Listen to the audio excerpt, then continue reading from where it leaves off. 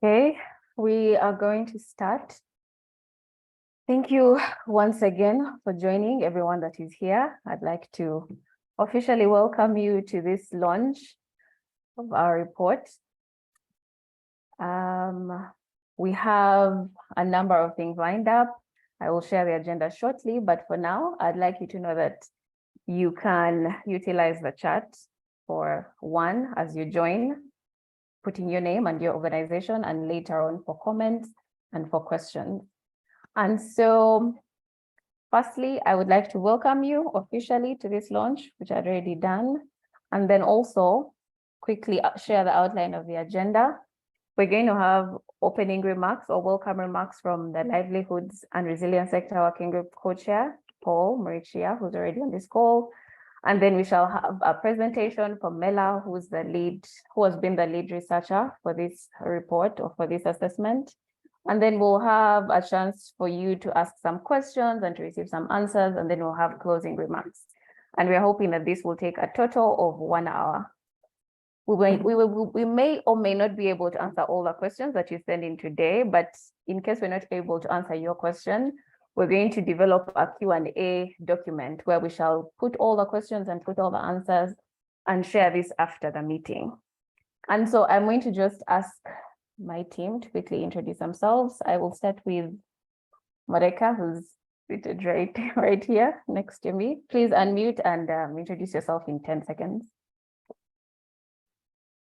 Hi everyone, my name is Mareka. I'm the Learning Hub Manager at ULearn, overseeing the cross-sectoral learning work and supporting the launch today and the dissemination of this research. Thank you. Thank you, Mareka. Over to Mela. All right. Hi everyone. I hope you can hear me okay. My name is Mela. I'm a research manager with Impact Initiatives Reach, and as Caroline mentioned, have been the assessment lead on this project. Thanks, Mela. And then we shall have Pauline. Hello. Hello, everyone. I'm Pauline, Senior Assessment Officer with Impact Initiatives and Research Lead for ULearn, and I have supported on this assessment. Okay. Thank you so much for sharing. We do have, of course, more members of the team, but specifically for this launch, those will be the ones that introduce themselves. Betty Alma, kindly mute. Okay, thank you.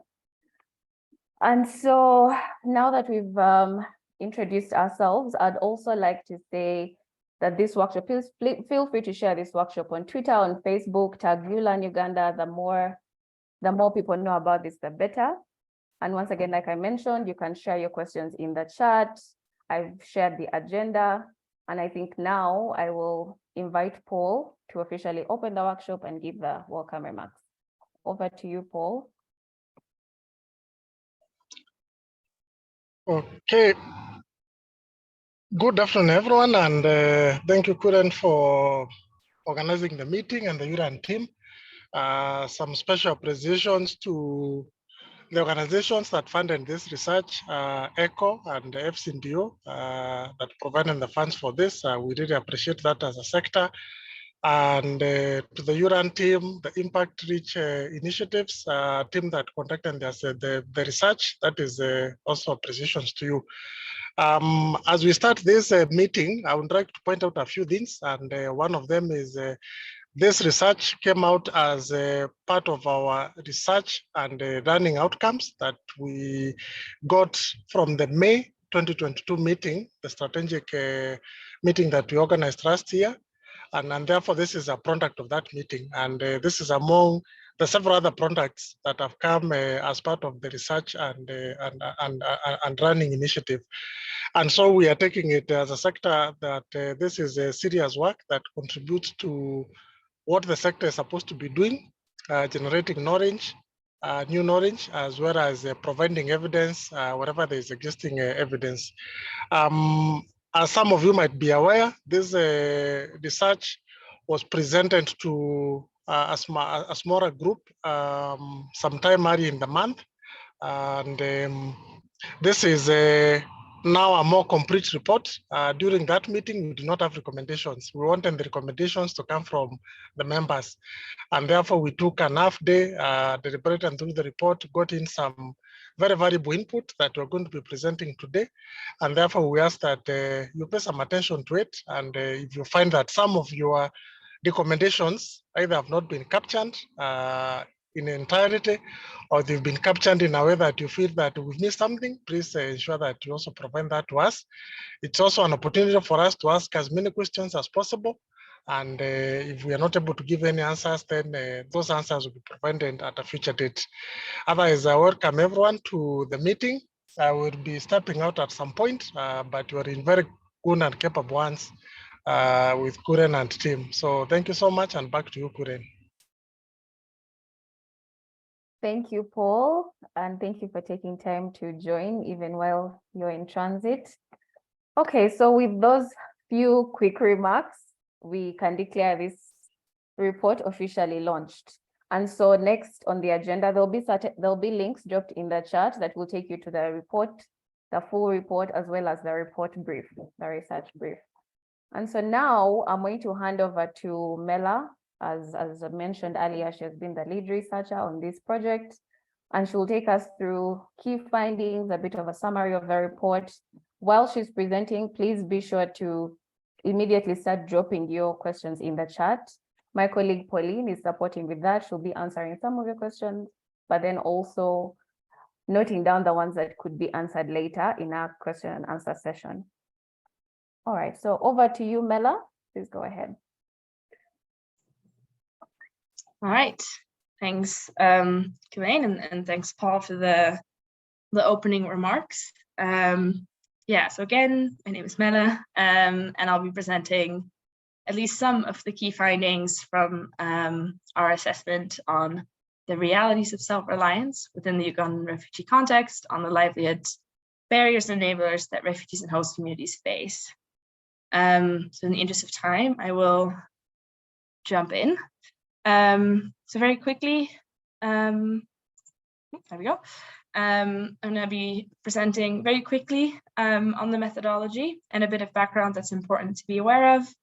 And then I will present some key highlights related to livelihood outcomes, activities, assets and barriers, and then a few findings from the livelihood program mapping exercise that we did alongside the assessment, and with some conclusion on our key findings, as well as a note on what else can be found in the report that is now live.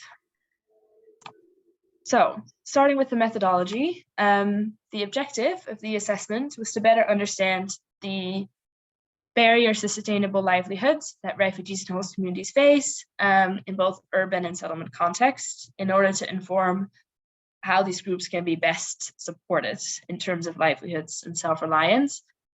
One thing to quickly draw your attention to is the urban and settlement context bit of it. When I speak of urban context, I do not solely speak of Kampala in this case, but I'm also referring to some secondary urban contexts or urban centers that we covered, which takes me quickly to our definition of urban refugees that we've used for this assessment, which are any individuals or households that have fled their country of origin and are now residing in any urban center in Uganda. And so this is regardless of their registration status, of where they might be registered, or even what kind of urban center they're living in, whether it's formally a city or not. And it's a bit broader than the definition that's often used. So please do keep that in mind as we move forward. Then moving to our framework. So in our attempt to understand this very broad question of barriers to livelihoods, we've used this framework, which is called the Sustainable Livelihoods Framework. Was developed by FCDO, or DFID at the time, in an attempt to create a very comprehensive picture and tool to understand livelihoods of a particular group in a particular context. And so this is what we used, and this is what we've tried to operationalize in this research. It may look somewhat complex, but it can be broken down quite simply into 5 components. First one being the vulnerability context, which is sort of the general trends and phenomena that make up the environment in which households operate. So think about things like climate trends, population trends, but also environmental hazards. Next component are the livelihood assets, which are any kind of asset that households have access to that they can put towards their livelihoods. And we'll get to what these assets are in just a moment. Next, we have the transforming structures and processes. This is essentially the public, private, and third sector actors that are present within a location, as well as the formal and informal rules that sort of guide how they operate. Livelihood activities are all of the income and or food generating activities that a household is engaged in.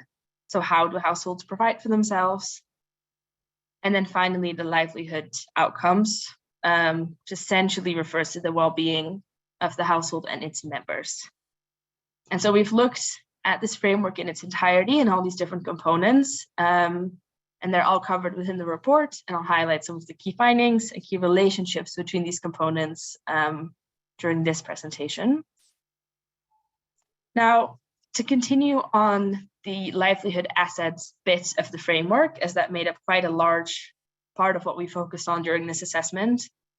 So there's 5 different livelihood assets or capitals that we've looked at. And we use these terms of assets and capitals a bit interchangeably. And all 5 have been assessed to try and understand where the key assets are and where the key barriers are. And so these 5, I'm going to start with financial capital, which is the availability of cash or equivalent to contribute towards livelihood activities. So this includes income, savings, and loans, and these kinds of things. Human capital are the skills and knowledge available in the household, as well as the physical ability and health of household members. Natural capital are the natural resources, includes things like land, sources of fuel, and water. Physical capital are any types of physical structure or infrastructure that are valuable to households and contribute to livelihood activities. So it includes things like market structures and other types of services. And then finally, social capital are the social networks and relationships that households have that they can draw on, and then again, also contribute to their livelihood activities and outcomes. These definitions are quite important. They formed a large part of what we assessed. Of course, we find them in the report as well, but good to keep these in mind as we'll get back to them in just a bit. Quick note on the methodology before I get to those findings. So we covered 9 locations, 4 settlements, which would be Bidi, Nachivali, Palabek, and Rhino Camp. 4 secondary urban centers, Arua, Gulu, Kitgum, and Mbarara. And then finally, we also covered Kampala. In terms of our methodology, we used both quantitative and qualitative methods. Under quantitative methods, we did household surveys. We did over 2,500 surveys in total, with all the households being sampled randomly. And sample size were calculated based on a 95% confidence level and 10% margin of error, and group and location level, which means that our findings are also representative at that level. So for example, for host community Mbarara, refugees in Nachivale, our findings are representative. There are a few exceptions to this, but we'll get to that in just a moment. In terms of qualitative and participatory data collection methods, we did FGDs, IDIs, and participatory workshops. FGDs, or focus group discussions, we did 36 in total, 4 per location, with community leaders. In-depth interviews we did with members of vulnerable groups, particularly female heads of households and persons with disabilities. And then finally, we did participatory workshops in all locations. And these were full day events with a large group of community members, where we did different kinds of exercises and discussion groups to understand how communities perceive their own livelihoods and what they consider to be the main barriers that they face. Before I get to the findings, just a final quick note on limitations, particularly related to the quantitative data. So as I mentioned, for almost all population groups in almost all locations, our findings are representative. The exceptions are for refugees in Gulu and Kitgum. We were not able to sample for these groups randomly because of how these groups are distributed across the city or across these locations. As a result, findings for these groups are indicative rather than representative. Now we have a similar issue when we aggregate our data. So if we present findings for all refugees or our findings overall, those findings are too indicative rather than representative because we're not able to weight our data. And then finally, we're not presenting any data that's disaggregated by gender. Now, if there's a particular interest, this is something that we can produce. However, we haven't done so because that too would not be representative as we did not sample for gender specifically. So that takes me through my methodology and takes me to my findings. As Colleen mentioned, if you have any questions, please do drop them in the chat. Pauline will do her best to answer them as we go. And I'm happy to address any questions that haven't been answered yet at the end of my presentation. So it takes me to our findings, and we're going to start with the livelihood outcomes. And so we're going to start with essentially what we ultimately care about, which is how self-reliant and what is the well-being of these households. And we're going to look at two indicators in particular, which are the FCS and the LCSI. So the FCS, what you see, at least what I see on the left side, I'm not sure how it shows for you, which is the food consumption score, which is a measure of the quantity and diversity of food consumed in the 7 days prior to data collection. On the other side, you have the LCSI, or the Livelihood Coping Strategies Index, which is a measure of the use and severity of coping strategies that a household used in the 30 days prior to data collection. Now, both of these indicators are showing very similar trends. Essentially, we can see that refugees in the settlements appear to be worse off. They're most likely to report having, or most likely to be found to have a borderline or poor food consumption score. And they were most likely to report having used coping strategies and having used emergency coping strategies, so particularly severe coping strategies. And so that's one thing that both show quite strongly here. Another thing that you might notice is that refugees in urban centers appear to be doing quite well, at least compared to refugees in the settlements and compared to the host community. However, there's a huge caveat here that I have to mention, and we'll get to this more in a second, but one of the things that we found is that urban refugees may be sustaining these outcomes, not through livelihood activities, not through income that they're generating, but rather through forms of external support that they have access to. And we'll get to this more in a second, but it's just important to keep in mind that these particular figures may not be showing us the whole picture. Then we go to our livelihood activities, so the activities that households are engaged in. Now, one of the things that we realized is that livelihood activities are deceptively hard to measure. As you'll all know, it's quite common for households or even individuals in Uganda to be engaged in multiple types of livelihood activities. And some of these might be seasonal, they might be regular, they might be casual. So it can be hard to draw up a very comprehensive and accurate profile of livelihood activities within a household. Now, what we've done is ask specifically what the household considers to be their main livelihood activity. So what the household considers to be their main source of income or food. And what's shown in the map here is the main, or the most commonly reported main livelihood activity in each location and in each group. So practically that means if you look at Rhino Camp, for example, that 82% of the host community households reported that crop production was their household's main source of income or food. And the same was reported by 65% of refugees in Rhino Camp. Now this shows one of the first trends that we identified, and the trends that won't surprise many, which is that crop production was the most commonly reported main livelihood activity in almost all locations and for almost all groups. Another example would be BDBD, where 91% of host community households reported that crop production was their main source of income or food, and 62% of refugees in BDBD reported this as well, which highlights another trend, which is that in all of these locations, refugees were considerably less likely to report that crop production was their main source of income or food, which indicates that, and which shows that refugees, even in the settlements, were more likely to rely on other forms or other kinds of livelihood activities and tended to have a more diverse livelihood profile than their host community counterparts.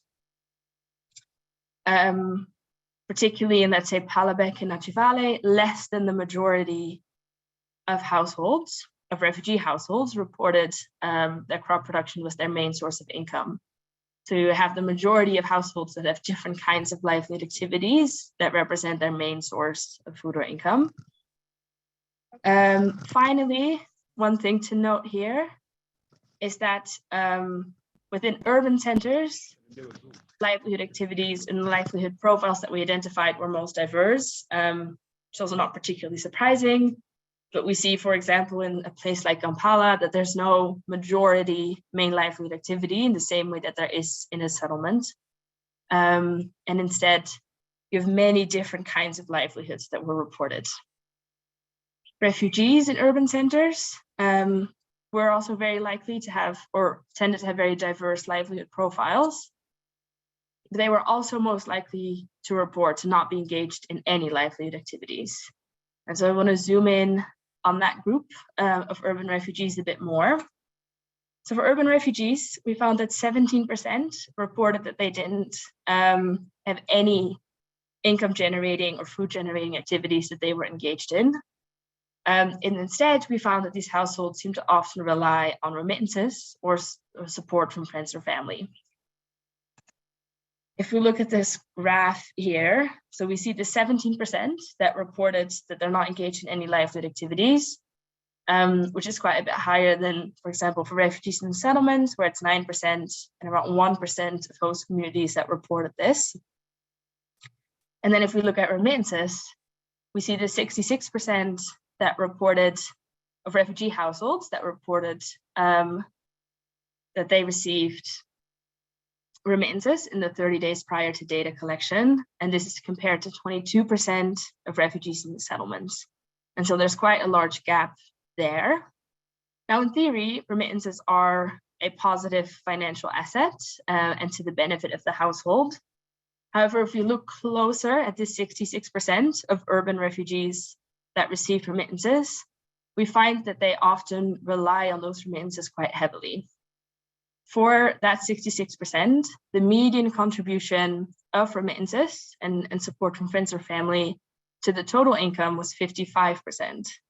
In simpler terms, that means that for urban refugees that received remittances, the majority relied on that form of income for more than half of their total income in the 30 days prior to data collection. And so this raises some questions about how self-reliant this group is and how sustainable some of these outcomes are that we saw earlier. This brings me to my next component in the framework, which are the livelihood assets and the barriers that we identified there. This has really been our key area of research to try and see what are the key barriers that households face. And so we'll highlight the main ones that we identified here. So these are the capitals that we looked at: financial, human, natural, physical, and social. In the report, you'll find a chapter dedicated to each of these, but for now, I'm just going to highlight the three main barriers that we found, which fall under financial, natural, and physical capital. For financial capital, an issue that we found was poor access to formal financial services that are able to provide business capital specifically to refugees.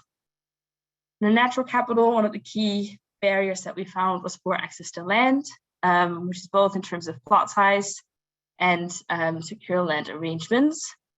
And then our final key barrier that we identified is poor access to markets, which is rooted in both physical barriers as well as some social barriers. And we'll cover both of those as I give a bit more information on these three key issues.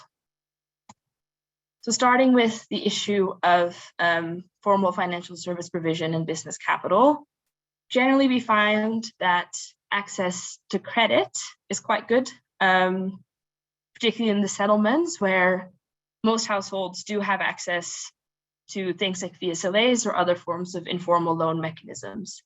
So households do in fact have access to credit. The issue comes with lines of credit that are large enough that they can constitute business capital that households can meaningfully invest into their livelihoods. And this is really what has come across most, for example, in these participatory workshops that we did, that it's very hard for refugees, but also for host communities to access loans that are large enough. Now, formal financial service providers may be better placed to provide loans of a certain size than informal financial service providers.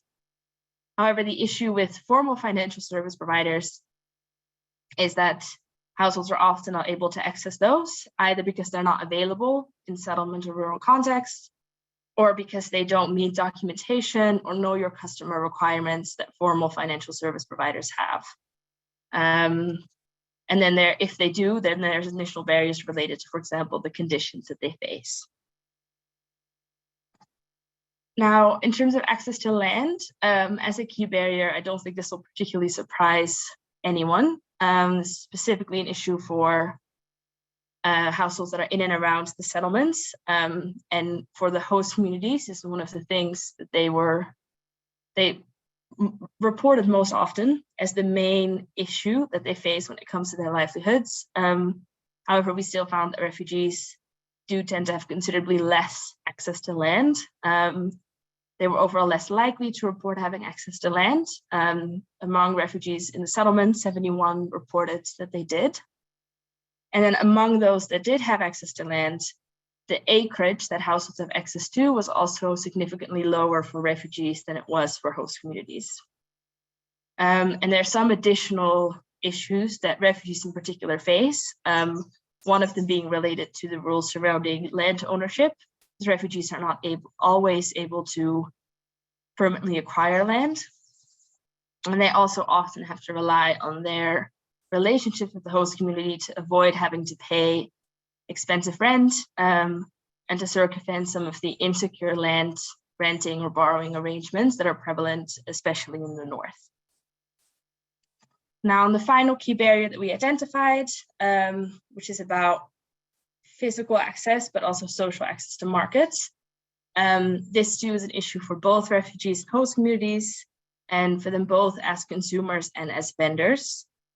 In and around the settlements, the issues are primarily related to physical barriers such as long distances, poor infrastructure, and limited public transport options. So as an example, 46% of the host communities around the settlements reported that they have to travel over 30 minutes to reach their preferred markets. As a result, they're often not able to make that journey and instead have to rely on buyers that travel to their houses and may not be paying a fair price. In urban centers, particularly refugees face different set of challenges that are more so related to discrimination and in some cases documentation. And their refugees often have to rely on their relationships with other refugees in order to find buyers for their goods and services. Now, those are the key barriers that we identified. There's a good amount of more information in the report, so I do encourage you to look at that. Now, in addition to these key barriers, there's of course also many other more structural and cross-cutting factors that impact access to these different things that we've talked about. And there's a few in particular that I would like to highlight here. First, there's the issue of reliance on social networks. Now, I've hinted at this a few times so far, but this, especially for refugees, came up quite a lot. For refugees in the settlements, for example, the relationships that they have with the host community is often very important for them to be able to access land as well as labor. For refugees in urban centers, it seems that their relationship with other refugees is particularly important for them to be able to access markets, buyers, as well as labor. Second cross-cutting issue that we wanted to note is related to documentation. Documentation issues were very often noted, especially by urban refugees, that could prevent them from accessing things like labor or formal financial services. Now, many kinds of documentation are, of course, available to refugees, but the processes and the entitlements around them are not always well understood. Third issue to note is the sort of prolonged pressure on natural resources that is observed. Of course, the land allocation model is a huge part of the Ugandan refugee response, but it does put pressure on the availability and in some cases, potentially the fertility of land, as well as the accessibility of natural resources such as water and firewood. And in case of continued refugee influxes, this is something that can become an increasing issue. Final point to note is regarding the private sector that both refugees and host communities often face, especially in settlement areas and outside of Kampala. In these areas, the private sector tends to be dominated by sole proprietor businesses. And as a result, it can be very hard to find salaried labor and to find work, essentially, as these businesses are not in a place to hire staff. So these are sort of the issues you identified. Now, before I get to my key findings and my conclusions, I wanted to make a quick note about this livelihood program mapping exercise that I mentioned earlier that we did sort of in parallel with this larger assessment. Essentially what we did is we had a look at activity info to try and identify what the most common livelihood programmatic approaches were that are being implemented in the refugee response. We supplemented this with key informant interviews with implementing organizations across all the 9 locations that we covered. And the main objective really was to see to what extent the most common approaches were aligned with the barriers that we found. The most common programmatic approaches related to livelihoods that we found were related to either skilling, VSLAs or other forms of informal financial service provision, and support to agriculture. And this can be through skilling as well as other forms of value chain support. Now, I won't speak and I cannot speak to the relevance or the efficiency, effectiveness of these kinds of programs. What we can say, however, is that they do not seem to be entirely aligned with some of the barriers that we found. And particularly when it comes to access to formal financial service providers, as well as to markets, we didn't find quite as many approaches that seem to directly target these specific issues. Then, I am aware I'm rushing through this a bit, but I want to make sure that we have a good amount of time for questions at the end. To conclude, we found that refugees in the settlements do appear to be the worst off in terms of food consumption as well as coping strategies used. In terms of livelihood activities, crop production dominates in many locations, although refugees were less likely to report crop production as their main livelihood activities, instead more likely to rely on other forms of labor such as construction, stone quarrying, or similar. Refugees in urban centers appear to rely very heavily on remittances, which poses some of the questions about their self-reliance, despite the fact that they appear to be doing better than refugees in the settlements. Key barriers that we identified to sustainable livelihoods are access to formal financial services, limited access to land, and limited access to markets. And then finally, there's a wealth of structural issues to consider, including the reliance on social networks and then somewhat underdeveloped private sector. Now, before I close and open to some of the questions that we have, just to make a note of of why you should still open the report after seeing the presentation. Now there's quite a lot of more data and analysis on all of the topics that we've covered here, so related to outcomes, including data on income and expenditure, on the activities, the key barriers, including a lot more information on human capital, education, social capital, which we haven't really been able to fit into this presentation, and the livelihood programs. And perhaps most importantly, in the report, we have this section on recommendations that Paul mentioned. So during our workshop on the 30th of March, we presented these findings as well, particularly around these key barriers that we identified. And stakeholders in different groups came up with different recommendations for these issues. And so we've summarized them in this report. There's about, 4 to 5 recommendations per theme. Now, we don't have the time to really delve into them now, but I really encourage you to look at the report, have a look at these recommendations, and make sure that they align with your expectations and see also if they can be useful to your decision making. I think I will close it there before moving on to the Q&A. Thank you for your attention. We'll do our best to answer all of the questions that we can now. In case there's any that remain, do not hesitate to reach out to me. Yeah, on to the Q&A. Yes, thank you, Mela. Just to reiterate, please drop your questions in the chat. Then Pauline, our colleague, is supporting with sharing them with Mela, and Mela will then respond to these later. We'll also give you an opportunity to unmute and speak. So please raise your hand if you'd like to ask your questions directly. And also just to highlight that we will circulate a document with all the questions and answers that were asked today. So whether that was in the chat or you actually unmuted and spoke, we will have a comprehensive Q&A document that will be circulated after this meeting. So over to you, Mela. I believe there should be some questions already. And if not, then we can have some of the people whose hands are up. And then for those who are asking about the report, my colleague Pauline is going to drop the links in the chat, the link to the main report and the link to the summary brief. But yes, so over to you, Mela.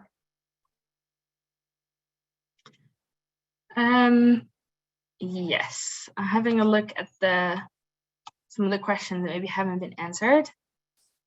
What goods and services do refugees in urban centers deal in the different study sites?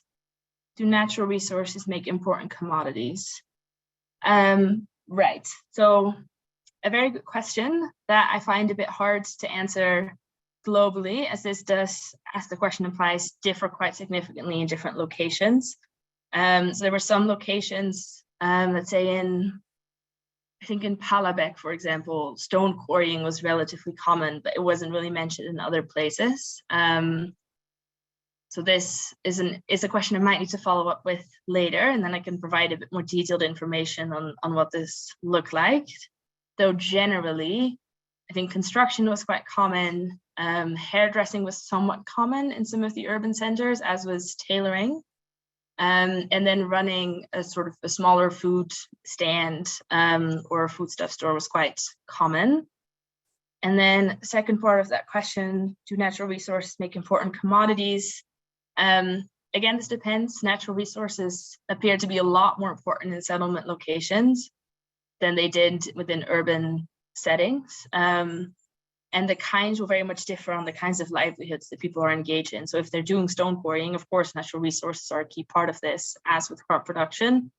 And this is less true for someone that might be doing construction in a city. So it's a bit of a difficult question to answer very globally, but I'm very happy to provide more detailed information on this at a later stage.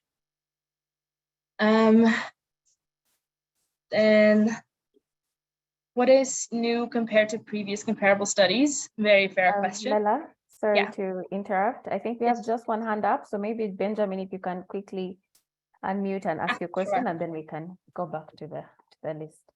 Please go ahead, Benjamin. Yeah, good afternoon, team. Thank you for the report. Hope you are getting me right. My question is about having this report as the AP task team. Is there a possibility that the AAP task team or maybe the AP fraternity can link the refugees in accordance with the report to the respective agencies which can respond to such some of these issues? For example, where we see that most of the urban refugees are much depending on assistance than their own livelihoods. Because if it is so, we would have some several organizations, for example, us as Hunger Fighters Uganda, we have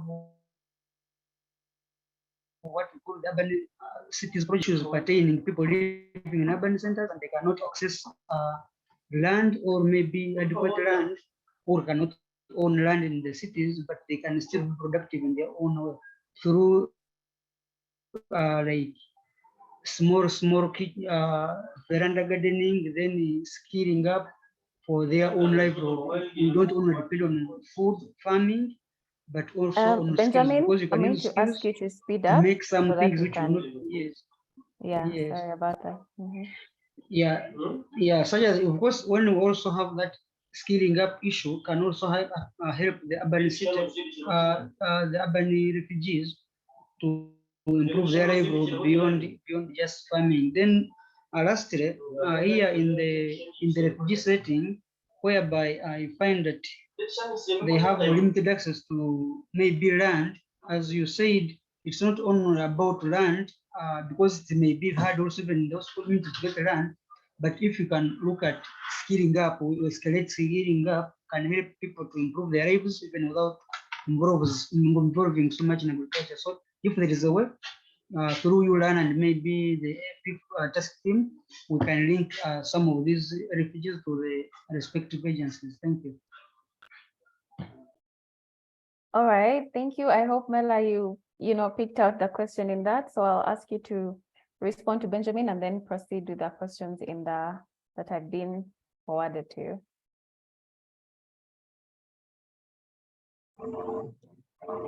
So I think I have to apologize. I did not hear you very well. I also am not sure if you can hear me very well. Some very loud background noise that's come up.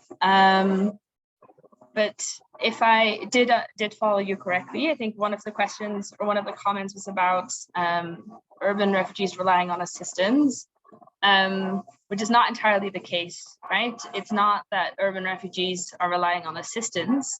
It's more so that they're relying, like, not on, let's say, NGO, INGO, UN, or government assistance. It's rather that they're relying on money that they're getting from family that's still in their country of origin, or money that they're getting potentially from friends or family that live within the same location. So that's one point of clarification. But unfortunately, with my noise, I haven't been able to hear much of the other points. I'm wondering if one of my colleagues could maybe help me answer that. Mela, I'll ask Benjamin to type the rest in the chat so that we can get to it. The sections, Benjamin, that have not been responded to, please type them in the chat as well. All right, back to you, Mela.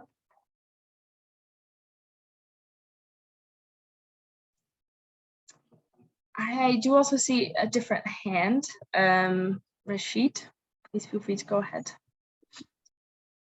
Good evening here, good morning everywhere, good afternoon.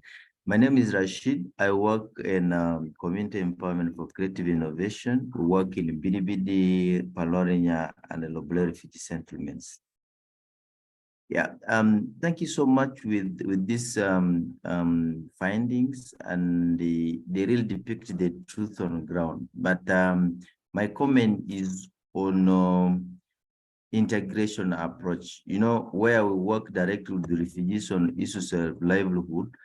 The talk now is the consistent reduction in the ratio and how the refugees survive. Reports already coming in the media everywhere about refugees going back to South Sudan because of these reductions. And therefore, these approaches of livelihood where we go traditional kitchen gardening and the like, may not be very supportive, or yeah, of course, now there are other protection issues that come as a result of failed livelihood interventions.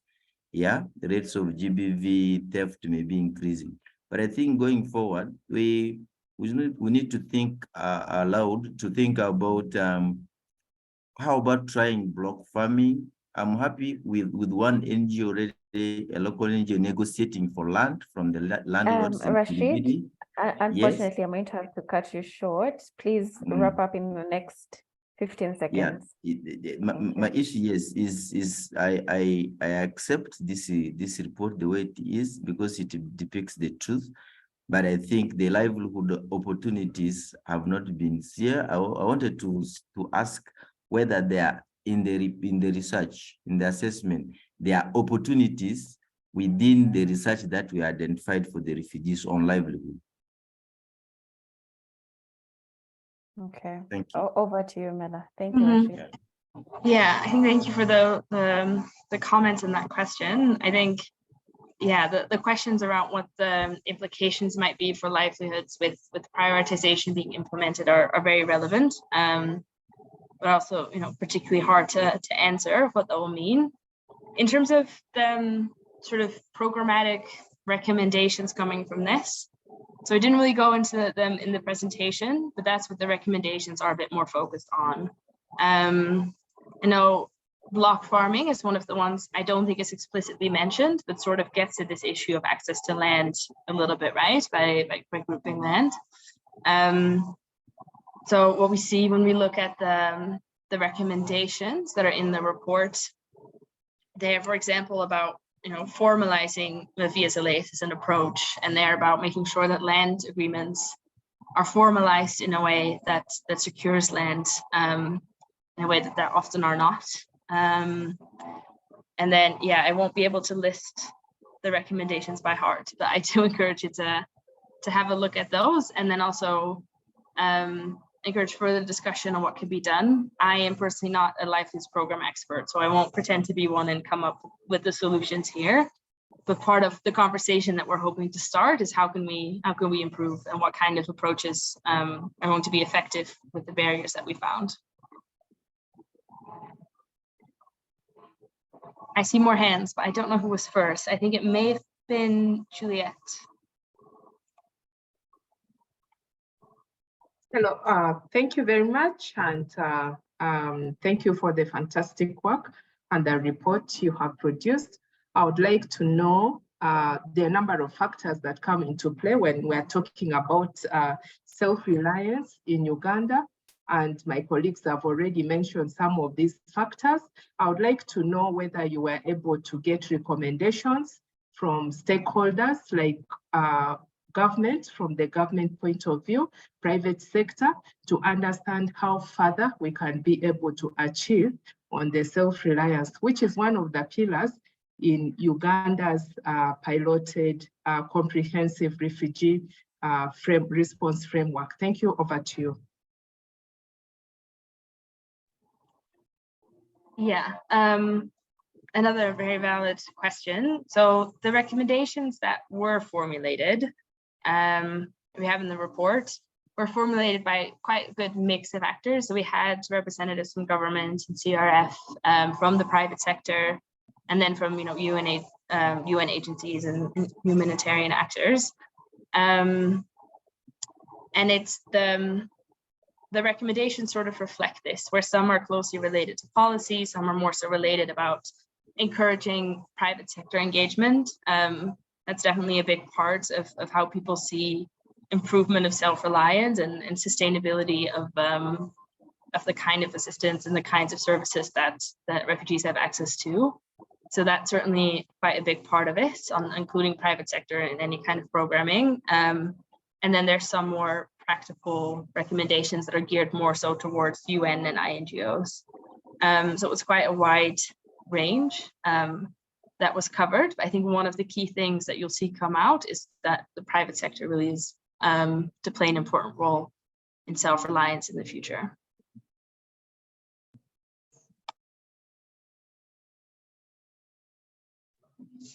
Okay, so we have about 8 minutes left to the end of this call.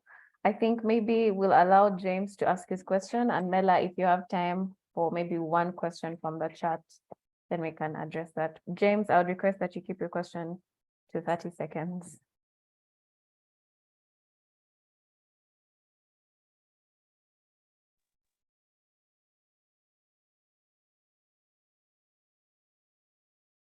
James, if you're speaking, we can't hear you. The settlement for quite a number of times, and I see a lot of livelihood activity duplication, beneficiary duplication by similar partners within the settlement. How did this research handle such a bias towards the data collection to come up with the results that you are talking about? Number two, livelihood activities are symbiotic to geographical dimensions and also culture, norms, and values. How does this report address such an issue in coming out with comprehensive livelihood interventions that are resilient? Over to you. Thank you, James. Mela? All right, I did not get your second question now. Can you just repeat that? Yeah, the second question was like, most of the livelihood activities are dependent and influenced by one, the geographical contextual, and two, norms and values of the target beneficiaries. How does this report address such in attempt to come out with resilience livelihood activities for the refugees?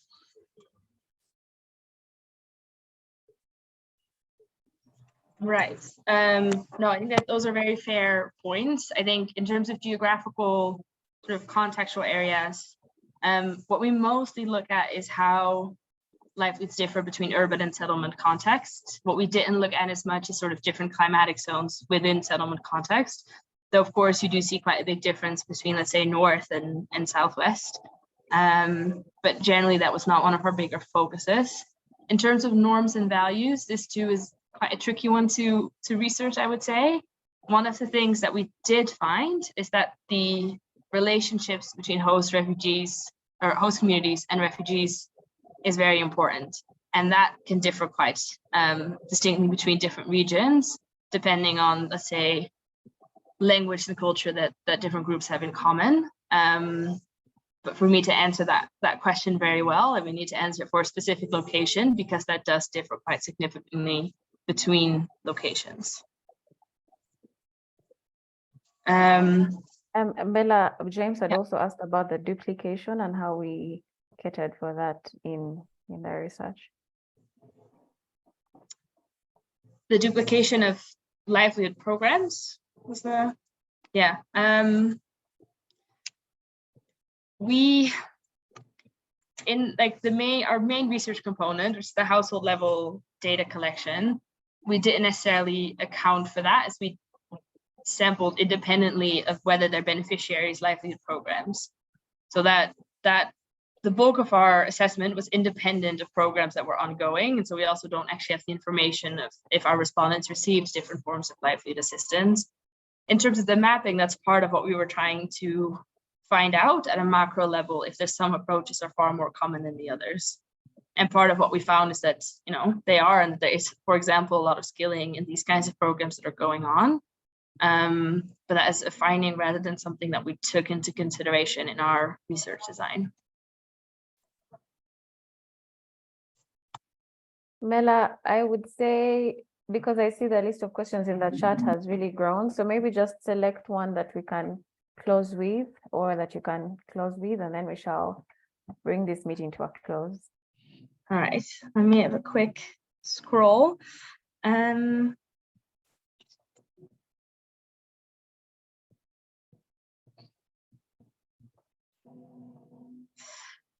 There's one question here which I think is very interesting, which is, I would like to understand if the study investigated any underlying relationships between gender roles and choice of livelihoods. And to some extent we did. So one of the things that we looked at through the in-depth interviews that we did with female heads of households was sort of how particularly those types of households face different kinds of barriers when it comes to their livelihoods, and how it influences the kinds of activities that they're engaged in, which broadly it does, right? Particularly for female headed households, there's particular pressures that the head of household faces in terms of care for family, the kinds of costs they face, and the kinds of time that they dedicate to family in most cases. And so the kinds of livelihoods they were engaged in were often not crop production. If anything, maybe they had small livestock, but they may not have been able to maintain larger scale crop production. And very often we find that female-headed households more often have to rely on things like small-scale craft businesses, baking businesses, and these kinds of things that are not as tied to a season or particular time periods as agriculture would be. We also do go in depth in this a bit more and sort of how intra-household dynamics influence the kinds of activities people are engaged in, and very often female participants would know that they face particular issues when it comes to finding labor or working next to the kind of pressures that they have within the household. But yeah, I think I will close my answer there, but I think a very interesting discussion to continue. And I will hand over to Khaled to close. One or two more. No, I think let's take one or two more because I see the number has really increased. And just to clarify, we will be responding to all these questions that have been dropped in the chat. They're being noted down by Pauline. And so maybe let's take one or two briefly and then close. Mela. Okay. I see another question about, can you see if there's any difference in remittance provision dependence between different countries of origin for the refugees? Yes. This is something we want to look at more, but it seems that especially refugees from South Sudan are likely to rely on remittances. We found it to be more of a factor in the West Nile and North in general. And it does seem that part of that, I don't know if it's about the region or about country of origin, but generally South Sudanese refugees in the North seem to be most likely to rely on remittances. And we concluded at least the data collection for sort of a follow-up on this particular question about how do remittances and dependence on remittances look like for urban refugees in Gulu. So we'll have some more findings and a sort of shorter output on that, hopefully available in May. But yeah, my first short answer is South Sudanese refugees appear to be more so reliant on these things.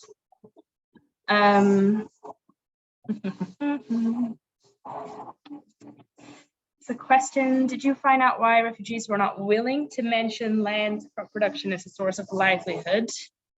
I wouldn't say it was a question of willingness to report crop production as a source of livelihood. I think it's rather that even households that were doing crop production in the settlements, let's say, may not have considered that to be their main source of food or income if they also have a household member that's has a market stall somewhere and is selling those produce, and that's a bigger part of what they're doing. Or maybe they're also producing mats, like weaving mats on the side, and that's bringing in more money. It means that they're still doing crop production. Potentially they're doing just subsistence farming at some level, but they don't consider it for themselves to be their main source. So I wouldn't attribute it to willingness, but rather that there's sort of other activities that they are engaged in or they've had to engage in because crop production is not able to meet all of their needs. Let me see. So many.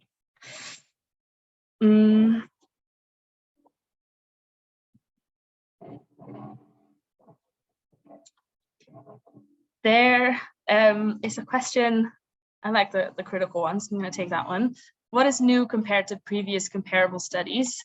So I think one of the things that we've tried to do within this field where there's quite a lot of studies that are very specific on, let's say, a certain value chain or market studies in a particular settlement, what we've tried to do is create a very comprehensive overall picture and create that picture in very close collaboration with the refugee and host community population of interest to these participatory workshops. And so not everything is surprising. I'm aware, access to land, no one is shocked that that is a barrier. But we've tried to come up with sort of a prioritization of issues through these different forms, these participatory forms of data collection, to come up with this list of barriers. And the other thing I think that we're contributing is this comparison between settlements and urban, and especially secondary urban centers, where still there's relatively very little information known about what urban refugees in, let's say, Gulu are doing and how they're providing for themselves and how they're doing. And that's part of what we try to contribute with this assessment. Do we have time for another? Just one more, Mela. Just one more. Okay. A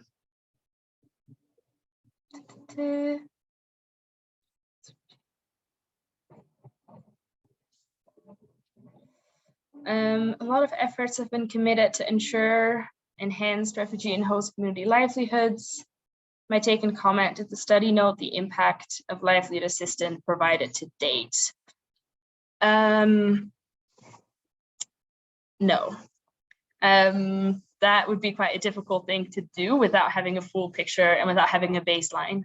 We don't really have a baseline to compare what we're doing to. We can try and compare, let's say, some of the standard indicators to previous assessments, but we're not interviewing the same households either. So I think trying to do some kind of impact evaluation of how effective past or current programs have been is a bit outside of the scope of what we've been able to do. I think, Elaine, I have to hand it back to you now. Thank you, Mela, and thank you to everyone that has submitted their questions in the chat, for all those that unmuted and shared their questions, and spoke. Unfortunately, we are out of time, and also thank you for your patience.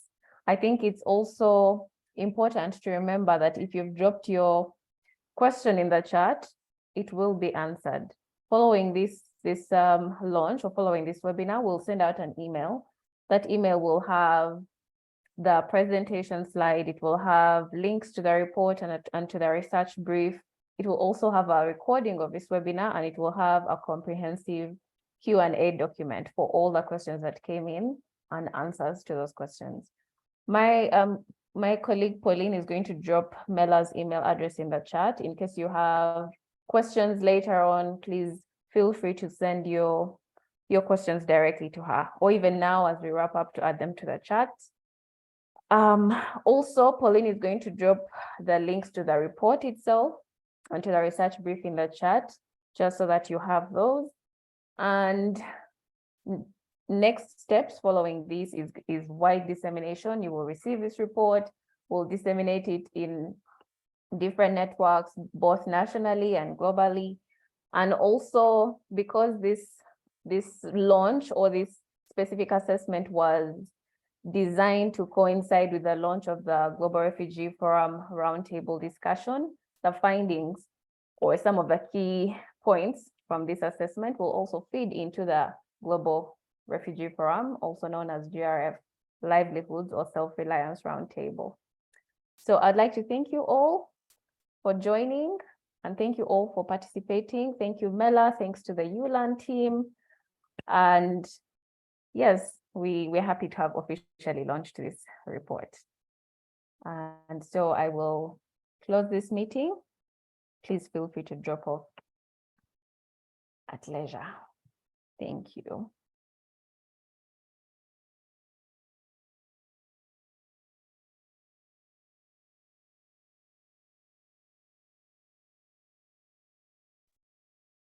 The links are in the chat, the links to the report. And we also have a research brief, which is a summary of the report, a 2-page summary of the report, or a 2-page overview of the report.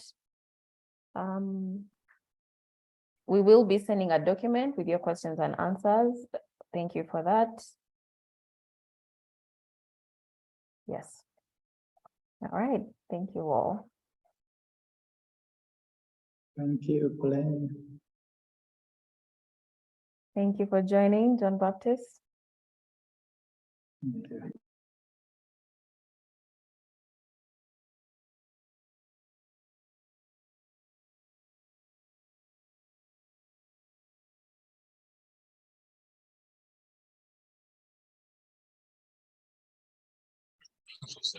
Bye-bye.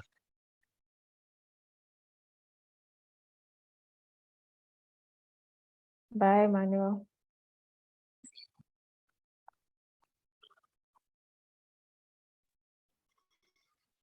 Bye. Thank you, Youth Learn team and colleagues for attending the meeting. I think the launch has been very timely and the report is informative. We look forward to learning and improving. Good day. Bye. Nice evening. Thank you, Felix. Have a good evening.